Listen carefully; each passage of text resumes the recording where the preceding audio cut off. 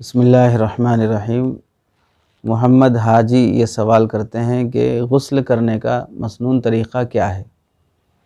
غسل چاہے نفل ہو، غسل چاہے تبرید کے لیے ہو، ٹھنڈک حاصل کرنے کے لیے، غسل چاہے نظافت کی خاطر ہو، یا غسل چاہے جنابت کا ہو، بہر صورت کوئی بھی غسل ہو، اس کے مسنون طریقہ یہ ہے کہ سب سے پہلے آدمی دل سے نیت کرے کہ میں پاکی حاصل کرنے کے لیے غسل کر رہا ہوں یا اللہ کی رضا کے لیے غسل کر رہا ہوں، یہ نیت کرے۔ اس کے بعد پھر دوسرا مرحلہ یہ ہے کہ آدمی ضرورت سے فارغ ہو جائے، چھوٹی بڑی ضرورت سے فارغ ہو جائے۔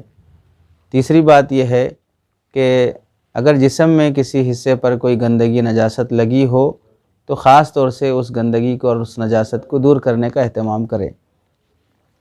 پھر اس کے بعد وضو اس طرح کرے جس طرح نماز کے لیے وضو کرتے ہیں، وضو میں فرائض کی سنتوں کی رعایت کرتے ہوئے وضو کرے، مسواک کا بھی اہتمام کرے۔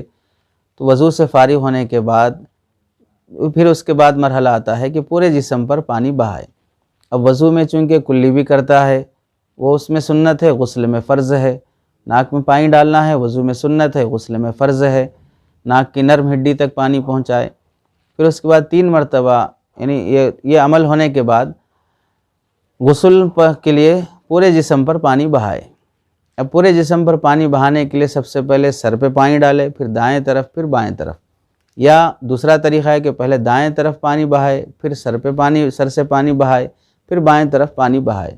2 طریقوں میں سے کسی بھی طریقے سے کرے، دونوں درست ہیں۔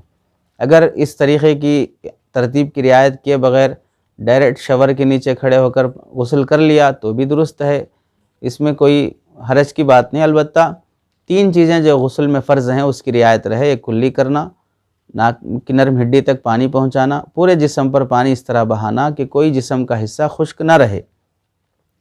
یہ 3 باتیں ضروری ہیں۔ بال گھنے ہوں، مونچھ بڑے ہوں، داڑھی بڑی ہو، یا ناف کے اندر پانی نہ پہنچا ہو، کان میں پانی نہ پہنچا ہو، یا ناخنوں پر کچھ رنگ پالش وغیرہ لگی ہو، بہرحال یہ سب عذر شریعت میں بیکار ہیں۔ جسم کے ہر حصے تک پانی پہنچانا غسل میں ضروری ہے، واجب ہے، اس کا لحاظ کرے۔